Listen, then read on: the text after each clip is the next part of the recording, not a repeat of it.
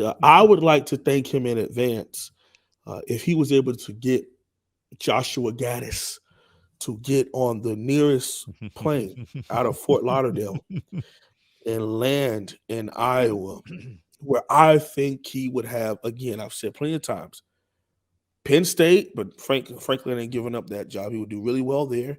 He would do well at Minnesota because they're doing so well on the offensive line up front. And Iowa, his scheme is very dependent on being able to reset that line of scrimmage and pass if we need to, but really own and run the ball with tight ends and offensive lines.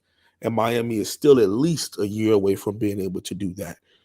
And he's only on a 2-year contract. The first one was absolutely horrible.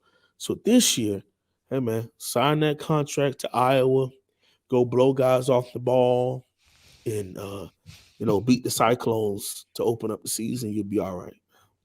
I don't want to pin you down on this if you haven't had a chance to think about it, but let's say Gattis does take a hike and finds another job. Do you have any idea of who you would like to see make their way to Coral Gables? Man, the one guy I really wanted to see get a chance just left and went back to App State to be the play caller, and that was Frank Ponce. I thought his RPO pistol scheme would have worked for Coach Cristobal, but it is what it is.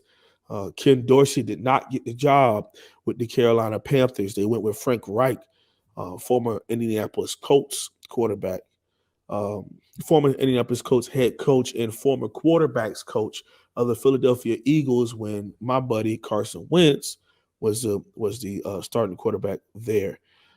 And they had a good relationship that faltered in Indianapolis. So Ken Dorsey will be on that short list also.